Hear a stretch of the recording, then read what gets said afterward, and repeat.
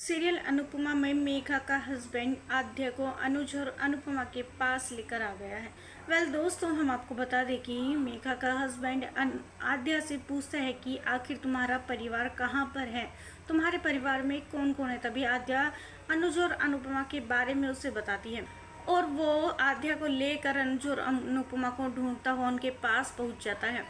और जैसे ही अनुपमा आद्या को अपनी आंखों के सामने देखती है तो वो आद्या को गले से लगा लेती है और कहती है कि आपके पास मेरी आद्या कैसे पहुंची, मेरी आद्या आपके पास क्या कर रही है। तभी वो बताता है कि दरअसल मेरी पत्नी मेघा, उसने आपकी बेटी आद्या को अपने घर में कैद करके रखा हुआ है, वो आद्या को कहीं भी नहीं जाने देती है।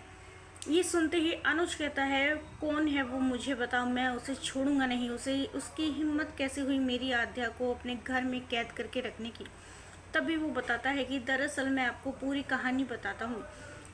हमारी एक बेटी थी प्रिया नाम की, और वो बिल्कुल सेम टू सेम आपकी आद्या से मिलती थी।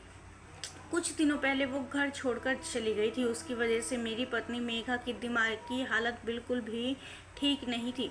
और जैसे ही उसने कहीं पर आद्या को देखा था तो वो अपनी बेटी प्रिया समझकर आद्या को घर पर ले आई थी, और वो आद्या को खोने के डर से उसे घर से भी बाहर नहीं जाने देती है, उसे डरा कर घर में ही रखती है। और मुझसे आपकी बेटी की हालत ये देखी नहीं जाती, वो नहीं जानती, लेकिन मैं तो जानता हूँ कि ये हमारी बेटी प्रिया नहीं है। इसलिए मैं आप लोगों को ढूंढता हुआ इसे लेकर आ गया। आप अपनी अमानत संभालिए। वहीं अनुपमा कहती है, रुक जाइए, जैसा कि आपने बताया कि मेघा जी की दिमागी हालत बिल्कुल भी ठीक नहीं है, हम उनसे ऐसे अपनी आद्या नहीं छीनेंगे, हम उन्हें पूरी सच्चाई बताएंगे, सच का खुलासा उनके सामने करेंगे और कोशिश करेंगे कि जल्द से जल्द उनकी मेंटली हालत बिल्कुल ठीक हो जाए। तब वो खुद ही हमारी आद्या को हमें सौंप देगी। अगर हम ज़बरदस्ती उनसे हमारी आद्या छीनेंगे तो वो आद्या को नुकसान भी पहुंचा सकती हैं। पहले हमें उनकी दिमागी हालत ठीक करनी पड़ेगी।